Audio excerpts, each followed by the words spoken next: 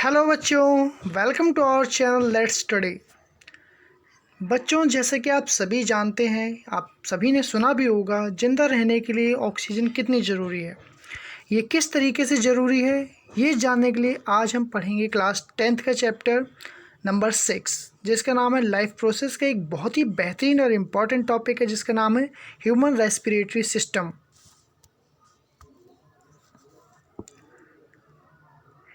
इससे पहले last class में हमने पढ़ा था डाइजेस्टिव सिस्टम के बारे में कि किस तरीके से फूड को हम डाइजेस्ट करते हैं और उससे एनर्जी को स्मॉल इंटेस्टाइन में अब्जॉर्ब कर लिया जाता है। चलिए स्टार्ट करते हैं आज का टॉपिक। जैसे कि आप यहाँ पे स्क्रीन पे देख रहे हैं, ये कुछ पार्ट्स हैं जो हमारे रेस्पिरेशन में, हमारे रेस्पिरेटरी ऑर्गन कह सकते हो, जो रेस्पिरेशन में पार्टिसिपेट करते हैं। सबसे पहले नेसल कैविटी, फेरिंग्स, फिर larynx, trachea, bronchi, then bronchioles and lungs. इनके बारे में हम डिटेल में पढ़ेंगे वन बाय वन। सबसे पहले हम जानते हैं कि रेस्पिरेशन होता क्या है। Respiration is the process of breaking down glucose to create energy for the cell. Respiration क्या करता है, जो हम फूड को खाते हैं वो ग्लूकोज की फॉर्म में स्टोर होता है और उसको ब्रेक करके हम एनर्जी उसमें से रिलीज़ करते हैं, और जो एनर्जी कहाँ पहुँचती है, हमारे सेल तक पहुँचती है। जैसे कि आप जानते होंगे, सेल हमारी बेसिक यूनिट ऑफ लाइफ है। 9th क्लास में आपने पढ़ा होगा सेल के बारे में डिटेल में। जो क्या करती है, बेसिक्स फंक्शन को करती है जो हमारे बॉडी के लिए नेसेसरी होते हैं। रेस्पिरेशन हमारी दो तरीके की होती है, external and internal. External respiration में हम बात करते हैं ब्रेथिंग की। ब्रेथिंग में इंक्लूडेड होता है इनहेलेशन एंड एक्सहेलेशन। इनहेल मतलब हवा को इनहेल करके बॉडी के अंदर ले जाना, और एक्सहेल मतलब अंदर से लंग से एयर को बाहर पहुंचाना। और हम ये जानते हैं कि हम ऑक्सीजन को इनहेल करते हम एयर को हैं, बट उसमें ऑक्सीजन रिच एयर होती है वो, यानी ऑक्सीजन की अमाउंट ज़्यादा होता है, उसको हम इनहेल करते हैं। जो एक्सहेल करते हैं वो भी ऑब्वियसली एयर को करते हैं, बट उसमें क्या होता है, किसका, कार्बन डाइऑक्साइड का अमाउंट ज़्यादा होता है। आई होप कि आपको ये चीज़ क्लियर हो गई होगी। फिर हम देखते हैं, यहाँ पे इस डायग्राम को देखेंगे। यहाँ पे आपको यहाँ पे आपको लंग्स दिख रहे होंगे, एक लेफ़्ट लंग और राइट लंग। ये किस तरीके से मैकेनिज्म होता है उसके बारे में हम यहाँ पे देखेंगे कि किस तरीके से ब्रीथिंग को परफॉर्म किया जाता है। यहाँ पे हमारी बॉडी दो पार्ट्स में डिवाइडेड होती है। किसके द्वारा डिवाइडेड होती है, ये होती है इस तरीके का, इसको बोलते हैं हम डायाफ्राम। ये हमारा होता है डायाफ्राम। ये बॉडी को दो पार्ट्स में डिवाइड करता है। ये डोम शेप्ड की मेम्ब्रेन होती है जो बॉडी को दो पार्ट में डिवाइड करती है। फर्स्ट हमारी जो ऊपर का पोर्शन होता है, चेस्ट पोर्शन, जिसको हम बोलते हैं थोरेसिक कैविटी, और जो नीचे का होता है उसको बोलते हैं एब्डोमिनल कैविटी, जिसमें हमारे स्टमक वगैरह, किडनी वगैरह, ये सब चीज़ें होती हैं। ऊपर हमारे लंग्स होते हैं, हार्ट होता है थोरेसिक कैविटी में। तो आज हम बात करेंगे सिर्फ थोरेसिक कैविटी के बारे में, और इस प्रोसेस में रेस्पिरेशन यानी ब्रीथिंग में हमारे डायफ्राम का क्या रोल होता है, इसके बारे में पढ़ेंगे। Is it clear? चलिए देखते हैं। जब भी हम इनहेल करते हैं, इनहेल करने से क्या होता है, हमारा जो डायफ्राम होता है वो इस शेप का हो जाता है। इस शेप के होने से ऊपर का जो वॉल्यूम होता है, ये वॉल्यूम इंक्रीज़ कर जाता है। ये हमारे लंग्स का पोर्शन है, ये वाला यहाँ पे आपको दिख रहा है। ये डायफ्राम जब इस तरीके से हो जाता है तो हम एयर को इनहेल करते हैं, और ये डायफ्राम नीचे की तरफ होके सरफेस एरिया वॉल्यूम इंक्रीज़ कर देता है हमारे लंग्स का, जिससे कि एयर हमारे अंदर लंग्स के अंदर आ जाती है। और जब भी हम एक्सहेल करते हैं तो ये इस शेप का हो जाता है कुछ, ये आपका इस शेप का हो जाता है, ऊपर की तरफ हो जाता है, जिससे कि सरफेस एरिया डिक्रीज़ कर जाता है, वॉल्यूम डिक्रीज़ कर जाता है। और जो एक्सेस एयर होती है वो हमारे नॉस्ट्रिल्स के द्वारा बेसिक फंक्शन को परफॉर्म करते हुए बॉडी के बाहर आ जाती है। और ये फंक्शन किस तरीके से परफॉर्म करते हैं, इसके बारे में हम आगे डिटेल में पढ़ेंगे।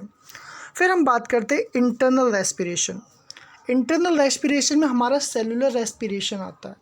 सेलुलर रेस्पिरेशन आप इसको इस तरीके से कह सकते हो, जो रेस्पिरेशन सेल के द्वारा किया जाता है। जो हमारा ग्लूकोज होता है मेनली इसी रेस्पिरेशन के द्वारा ब्रेक होता है, और ब्रीथिंग से हम ऑक्सीजन को अपनी बॉडी के अंदर ले जाते हैं, जो क्या काम करती है, हेल्प करती है उसको ब्रेक करने में, ग्लूकोज को ब्रेक करने में, यानी सेल की हेल्प करती है उसको ब्रेक करने में। क्लियर? चलिए देखते हैं आगे।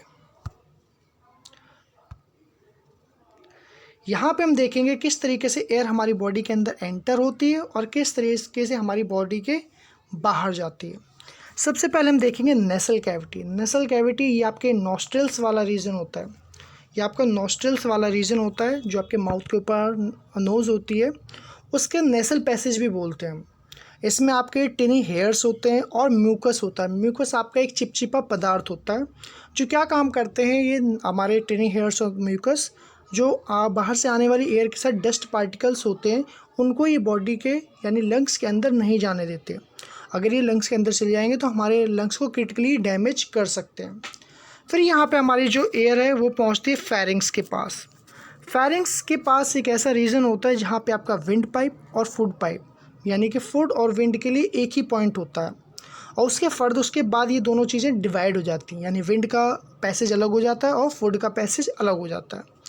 देन आपका आता है लैरिंग्स। लैरिंग्स होता है आपका जहाँ पे वॉइस बॉक्स होता है, वॉइस बॉक्स कह लो, जिसमें वोकल कॉर्ड्स होते हैं आपके।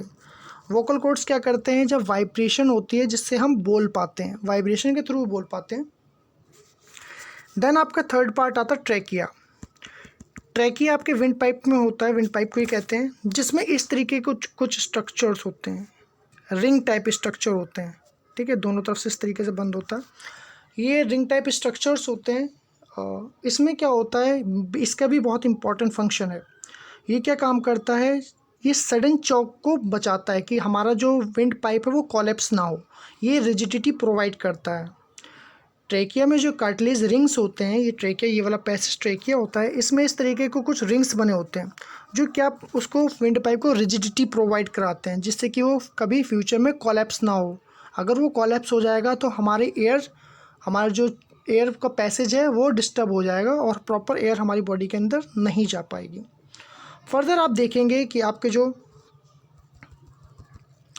ट्रैकिया है वो दो पार्ट में ब्रेक हो रहा है, दो पार्ट में, एक यहाँ पे और एक इस तरफ, यानी एक लेफ़्ट की तरफ एक राइट की तरफ। इनको ब्रोंकी बोलते हैं। और ये फर्दर किस में इस डिवाइड होता है, ये छोटे छोटे जैसे ट्री की ब्रांचेस होती हैं उस तरीके से डिवाइड होता है, जिसको हम ब्रोंक्यूल्स बोलते हैं। ध्यान रखिएगा, जब ट्रैकिया दो पार्ट में डिवाइड होता है उसको ब्रोंकी कहते हैं, जब वो फर्दर ब्रांचेस में डिवाइड होता है उसको ब्रोंक्यूल्स कहते हैं। और ब्रोंक्यूल्स के एंड में आपके एल्वेली होते हैं। एल्वेली ये लास्ट ऑर्गन कह लो या लास्ट थिंग कह लो जो हमारे लंग्स के अंदर पाई जाती है।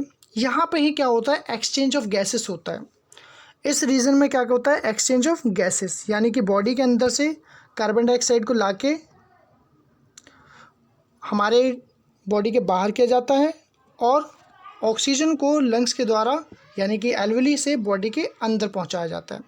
इसके बारे में हम डिटेल में जानते हैं। यहाँ पे ये देखिए, कुछ इस तरीके का स्ट्रक्चर होता है आपके एल्वेली का, जिसके ऊपर ये रेड और ब्लू कलर की आपको जो वीन्स या वेसल्स नज़र आ रही हैं, ब्लड कैपिलरीज हैं। ब्लड कैपिलरीज क्या करती हैं, इनके ऊपर चिपकी हुई होती है और इसमें से ऑक्सीजन का और कार्बन डाइऑक्साइड का ट्रांसपोर्टेशन करती हैं। यानी बॉडी के अंदर से जो आपकी कार्बन डाइऑक्साइड होती है वो ब्लड के द्वारा यहाँ पे लाके छोड़ दी जाती है और इसमें से ऑक्सीजन को अब्जॉर्ब कर लिया जाता है ब्लड के द्वारा और ये हमारी सेल तक पहुँचाई जाती है। क्लियर? ये किस तरीके से पहुँचाई जाती है उसके बारे में भी हम डिस्कस कर लेते हैं। ये देखिए, इसमें ये आपके एक तरफ एल्वेली बनी हुई है और एक तरफ आपका सेल बना हुआ है। इसको हम इस तरीके से समझ लेते हैं। ये आपका जो ब्लू डॉट है ये ऑक्सीजन है और जो आपका रेड डॉट है वो आपकी कार्बन डाइऑक्साइड है। ये किस तरीके से ब्लड हमारी बॉडी से फ्लो करती हैं दोनों चीज़ें, उसके बारे में हम यहाँ पर देखेंगे। सबसे पहले क्या होता है, जो ब्लड वेसल्स होती हैं एल्वेली से ऑक्सीजन को अब्जॉर्ब करती है और हमारे ब्लड के अंदर आप एक चीज़ जानते हो, हीमोग्लोबिन प्रेजेंट होता है। तो ये ऑक्सीजन हीमोग्लोबिन के साथ मिक्स हो जाती है और बनाती है एक कंपाउंड जिसको हम बोलते हैं ऑक्सी हीमोग्लोबिन, जिसको हम बोलते हैं ऑक्सी हीमोग्लोबिन। ठीक है, ये ऑक्सी हीमोग्लोबिन होता है। इस तरीके से हमारी ये सेल तक पहुंच जाता है। यहाँ से इस तरीके से ब्लड के साथ ऑक्सी हीमोग्लोबिन बना के हमारी सेल तक पहुंच जाता है। और जो हमारी कार्बन डाइऑक्साइड गैस होती है ये ब्लड में फुल्ली डिज़ोल्व हो जाती है। इसीलिए इसको हीमोग्लोबिन की ज़रूरत नहीं होती। ये यहाँ से क्या करते हैं, ब्लड में डिज़ोल्व होकर एक प्रोसेस होती है जो आपने 9th क्लास में पढ़ी होगी, जिसको डिफ्यूज़न बोलते हैं। यानी कि गैसेस और लिक्विड पार्टिकल क्या करते हैं, हायर कंसनट्रेशन से लोअर कंसनट्रेशन तक फ्लो करते हैं, ठीक है, जिसको हम डिफ्यूज़न कहते हैं। यहाँ पे देखिए ऑक्सीजन के बारे में लिखा, oxygen carried by haemoglobin from blood vessels to cell where it is used to produce energy. Then आपकी कार्बन डाइऑक्साइड हमारी सेल से ब्लड कैपिलरीज तक पहुँचाई जाती है, एल्वियली तक पहुँचाई जाती है डिफ्यूजन प्रोसेस के द्वारा। Is it clear? उम्मीद करता हूँ कि ये चीज़ आपको क्लियर हो गई होगी। देन आपका आता है आपका इंटरनल रेस्पिरेशन की बात करते हैं। ऑक्सीजन हमारी बॉडी सेल में पहुंच चुकी है। अब हमारा जो ग्लूकोज है यहाँ पर ब्रेक होगा, और ब्रेक होने से क्या हमें मिलेगा, हमें मिलेगी एनर्जी। उस एनर्जी को हमारे डिफरेंट पार्ट्स यानी सेल यूटिलाइज करेगी अपने डिफरेंट फंक्शन को परफॉर्म करने के लिए। क्लियर? यहाँ पे आपको एक रिएक्शन नज़र आ रही होगी, देखो C6H12O6, यहाँ पे ये C6H12O6 प्लस 6O2, यानी ग्लूकोज में जब ऑक्सीजन मिलती है तो ये ब्रेक हो जाता है H2O plus CO2 plus energy में। H2O वाटर, CO2 आपकी carbon dioxide gas, then energy. और ये एनर्जी किस फॉर्म में स्टोर होती है, ये फॉर्म स्टोर होती है एक बॉन्ड के फॉर्म में, टू मेक ATP। ATP की फुल फॉर्म होती है एडिनोसिन ट्राइफॉस्फेट। ATP की फुल फॉर्म है, दोबारा रिपीट कर देता हूँ, एडिनोसिन ट्राइफॉस्फेट। यानी कि आप यहाँ पे कह सकते हो फॉस्फेट के 3 पार्ट हैं, तभी हम इसको ट्राइफॉस्फेट कहते हैं। तब ये होती है जब एनर्जी बॉन्ड बनाती है। बॉन्ड बनने से पहले ये ADP होता है। क्या होता है? ADP। इसको समझ लेते हैं पहले। ये आपका होता है ADP यानी एडिनोसिन डाइफॉस्फेट। डाइफॉस्फेट आपके 2 फॉस्फेट आएंगे इस तरीके से। फिर ये एनर्जी जब प्रोड्यूस हो जाती है इस रिएक्शन के द्वारा, तो ये क्या करती है, यहाँ पे इसको 1 मिनट क्लियर कर लेते हैं इसको।